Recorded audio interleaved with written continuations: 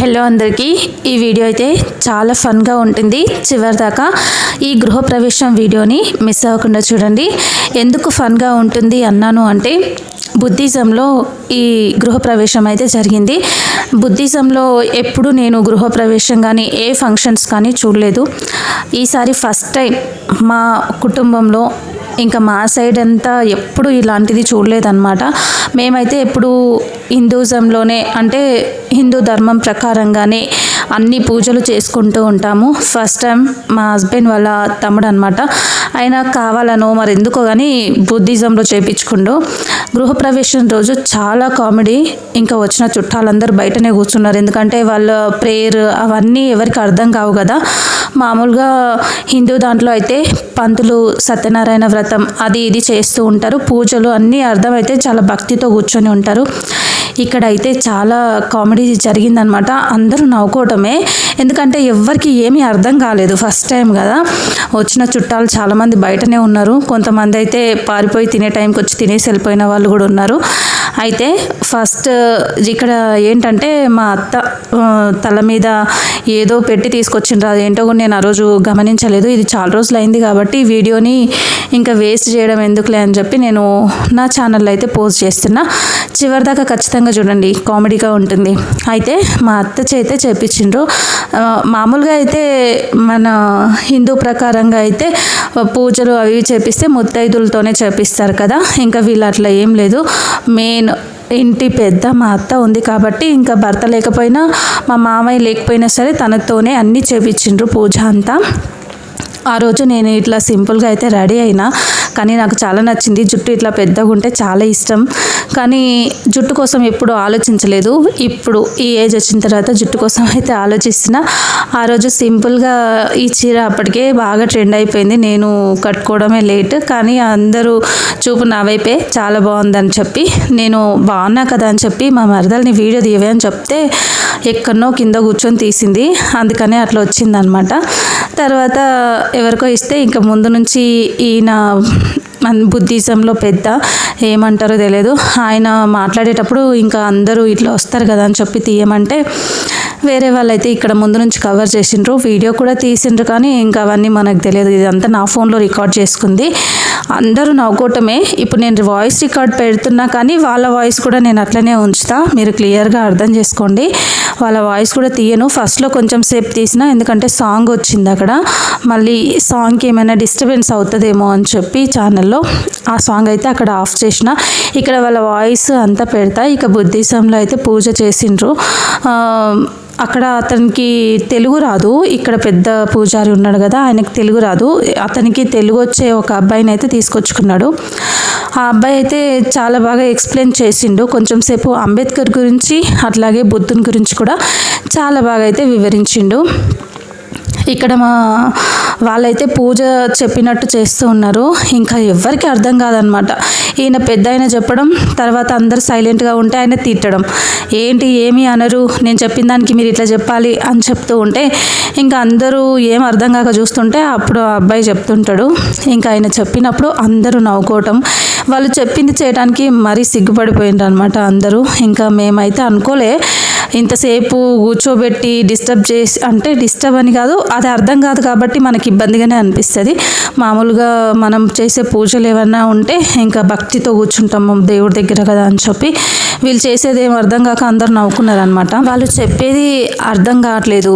ఇంకా అబ్బాయి చెప్తూ ఉంటే చాలా కష్టపడి అందరూ ఇంకా ఒక్కొక్కరు చెప్పినప్పుడు చేయటం. ఈయన మహానుభావుడు బుద్ధిజంలో పెట్టించిండు. అంటే బుద్ధిజంలో పెట్టించని అనట్లేదు, మా దాంట్లో మా మామ మా అత్త మొత్తం చాలా గట్టి హిందూస్ అనమాట ఎప్పటి నుంచో.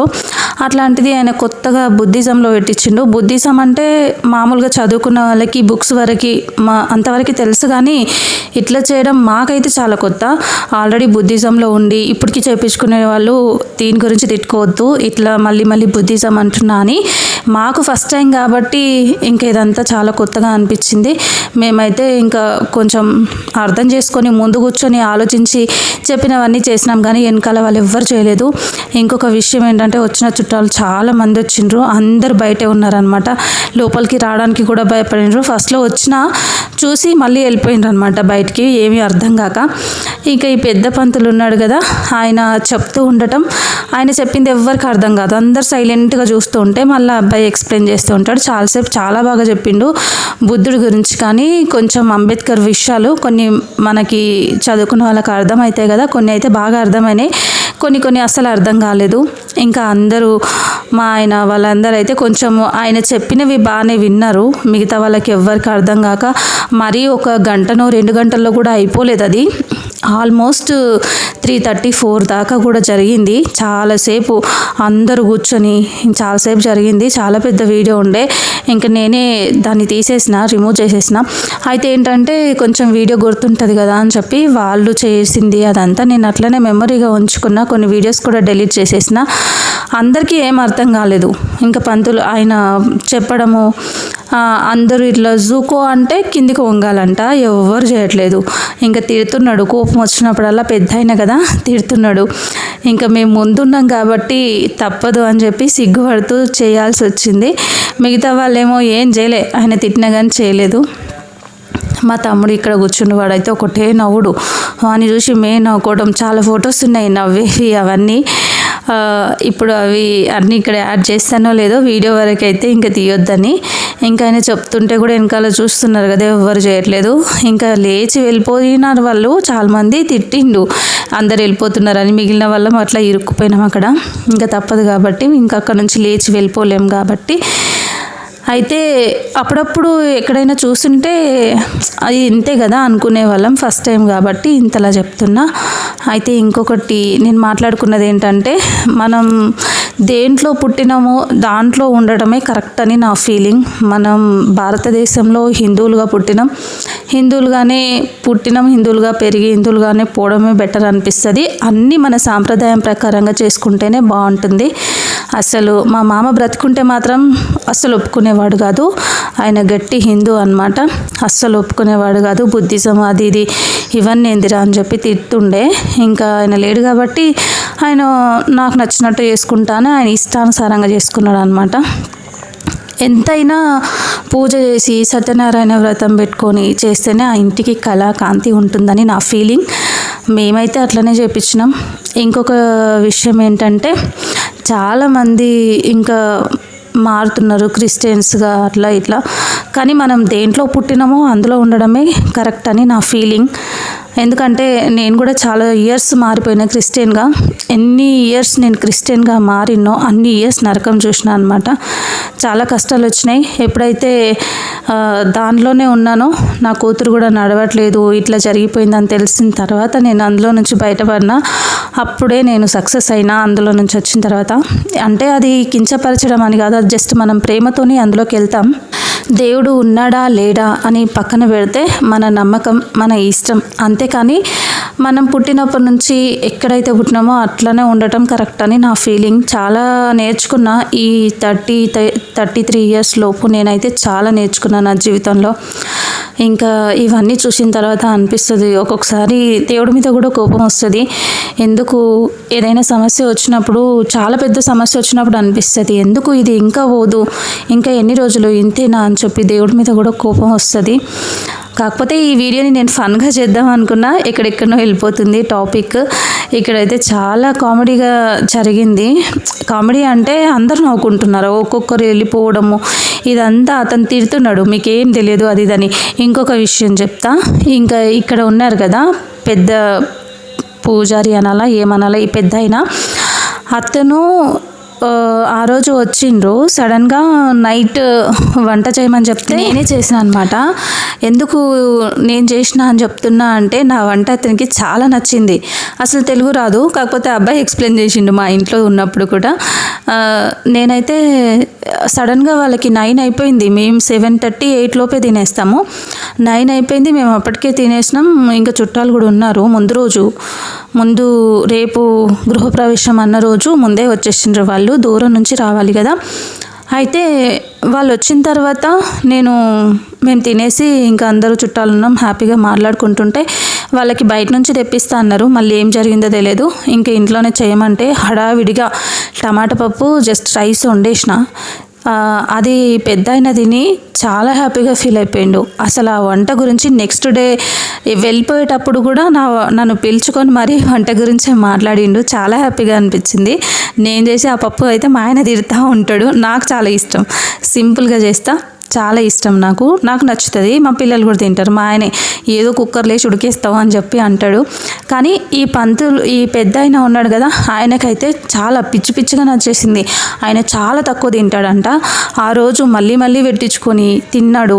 అసలు ఇది ఎట్లా చేసినావు అని చెప్పి అడుగుతున్నాడు. అంటే తెలుగులో కాదు, ఆయన భాషలో అడిగితే ఆ అబ్బాయి చెప్తుండు, ఎప్పుడు ఇంత ఎవరిని పొగడలేదు, ఫస్ట్ టైం మిమ్మల్ని పొగుడుతున్నాడు, మీ కూర చాలా నచ్చిందంట, వెళ్ళేటప్పుడు కూడా మళ్ళీ ఇదే తినాలంటున్నాడు అని చెప్పి. అయితే ఏం జరిగిందంటే నెక్స్ట్ డే గృహప్రవేశం, ఈ పూజ అంతా అయిపోయిన తర్వాత, గృహప్రవేశం అయిపోయిన తర్వాత మళ్ళీ ఆయనకి సపరేట్గా లోపల ఒక రూమ్లో ఉంచిండ్రు. ఆ రూమ్లోకి తీసుకెళ్ళి పెట్టేటప్పుడు కూడా ఆ అబ్బాయి ఉన్నాడు కదా, మోకాళ్ళ మీద కూర్చొని ప్లేట్ ఇవ్వాలి, నీళ్ళైనా సరే మోకాళ్ళ మీద కూర్చొని ఇవ్వాలి అతనికి. అయితే ఇంకా ఇక్కడ ఉంది కదా బక్కగా వైట్గా నా డ్రెస్ పక్కన ఉన్నాడు కదా అతను, ఆ అబ్బాయి కనిపించట్లేదు, అక్కడ చివర్లో ఉన్నాడు. ఇంకా మోకాళ్ళ మీద కూర్చొని అతనికి ఫుడ్ ఇవ్వాలి, మోకాళ్ళ మీద కూర్చొని నీళ్ళు ఇవ్వాలి. ఆ రకంగా అయితే అతనికి భోజనం పెడితే ఇంకా గృహప్రవేశం రోజు అన్ని వెరైటీస్ చేసిండ్రు కదా, ఇంకా వాళ్ళు నాన్ వెజ్ అవేం తినరు. ఇంకా వంకాయ సాంబార్ అన్నీ తీసుకెళ్తే అప్పుడు ఏదో తీసుకురమ్మని నాకు కూడా చెప్పిండ్రు అనమాట. వెనక నుంచి నేను తీసుకొని వెళ్ళి పెట్టేసి బయటికి వచ్చిన తర్వాత తినేటప్పుడు మళ్ళీ బయట నన్ను పిలిపించిండు అనమాట. ఆ అమ్మాయిని తీసుకురా అని చెప్పి పిలిపిస్తే నేను వెళ్తే, నిన్నటి కూర మళ్ళీ చేసిండ్రా మీరు, చేస్తే తీసుకురా అండి, నేను ఇది తినలేకపోతున్నా, అదే బాగుంది అని చెప్పి అడిగిండు. అంటే అప్పుడు లేదు, ఇంకా మీరు చెప్తే ముందే చేసేదాన్ని కదా అని చెప్పి, ఇంకా ఆయన తినలేకపోయిండు. అన్ని వెరైటీస్ ఉన్నా అంత బాగున్నా అదే బాగుంది, చాలా బాగుంది అని చెప్పి చెప్తుంటే ఆ అబ్బాయి నాకు తెలుగులో మళ్ళీ ఎక్స్ప్లెయిన్ చేస్తున్నాడు అనమాట. మీదే బాగా నచ్చిందంట, ఇది కూడా తినాలనిపించట్లేదు, మసాలాలు ఉన్నాయి అని చెప్పి అంటున్నారు. మీ వంటనే చాలా నచ్చిందంట, ఫస్ట్ టైం పొగిడిండు మిమ్మల్ని, చాలా బాగుందని చెప్పి, మీ వంట ఎప్పటికీ మర్చిపోరేమో ఆయన అన్నారు. నాకైతే చాలా హ్యాపీగా అనిపించింది.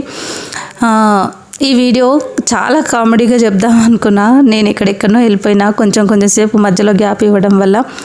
బుద్ధిజంలో మీరు ఎవరైనా పూజలు ఇలా గృహప్రవేశం కానీ పెళ్ళిళ్ళు కానీ ఏమైనా చేస్తే కామెంట్ సెక్షన్లో కామెంట్ చేయండి. ఎట్లా చేస్తారు ఏంటి అనేది తెలియదు.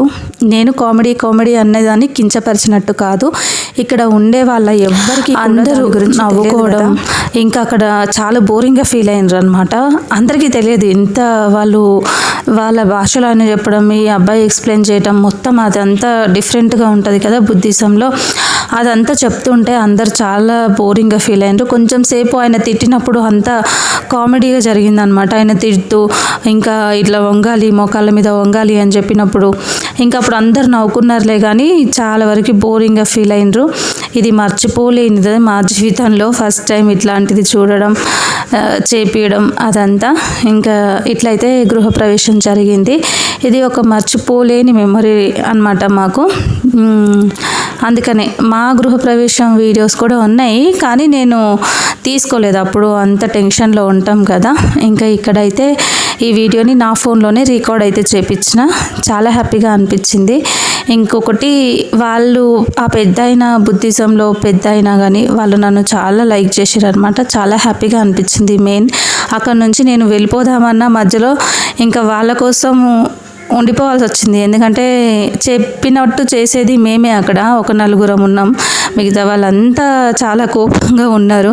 లాస్ట్కి అందరు వచ్చిండ్రు, ఇంకా ఊర్లో వాళ్ళు కూడా అందరు వచ్చి సడన్గా షాక్ అయిపోయారు అనమాట, ఏం జరుగుతుంది ఇక్కడ అని. ఇంకా ముందు నుంచి లేరు వాళ్ళు, అప్పటి నుంచి ఉండుంటే వాళ్ళకి అర్థమయ్యేది. అసలు చాలామంది బయటనే ఉన్నారు, ఇంకా నవ్వుకోవడం అది ఇది. ఇంకా మైక్లో చెప్పిండు, అది క్లియర్గా అర్థం చేసుకుంటే మనిషి పుట్టుక గురించి చాలా బాగుంటుంది. బుద్ధుడు అంటే మామూలు విషయం కాదు కదా, చాలా బాగుంటుంది. కానీ ఆయన భాష ఇదంతా అర్థం కాక కొంచెం డిస్టర్బెన్స్ అయింది అంతే.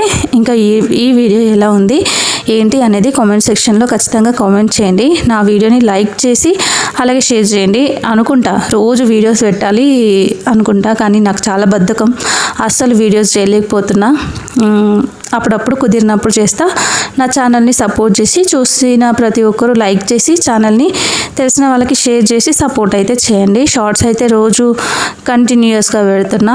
ఇంకా జూకో అన్నప్పుడు ఇట్లా అందరూ వంగాలన్నమాట. అప్పుడు అందరినీ తిట్టిండు, గట్టిగా తిడితే అప్పుడు వంగుతున్నారు అందరూ. ఎన్నిసార్లు చెప్పినా చేయలేదన్నమాట. ఇంకా అట్లా చెప్పి తిట్టి మరీ చేపించిండు చివరికి. ఈ రకంగా అయితే జరిగింది. ఇంకా అబ్బాయి కూడా చెప్పిండు, మీరు చెప్పినట్టు చేయాలి, ఎందుకు ఇట్లా చేస్తున్నారు, ఎవ్వరు మాట వినట్లేదని సీరియస్ కూడా అయ్యిండు. ఇంకా చాలామంది వచ్చి నవ్వుకున్నారు సడన్గా, ఇదేం ప్రేయరు, ఇదేం పూజ అని వెనక నుంచి వచ్చిన వాళ్ళు. నవ్వుకోవడం తక్కువ చూడడం కాదు, తెలియక ఇదంతా జరిగింది. నా వీడియోలో ఏదన్నా తప్పుగా అనిపిస్తే క్షమించండి. వీడియోని ఖచ్చితంగా లైక్ చేసి షేర్ చేసి సపోర్ట్ చేయండి. Thank you so much. ఇదన్నమాట బుద్ధిజంలో వీడియో. ఎలా ఉంది ఖచ్చితంగా కామెంట్ చేయండి.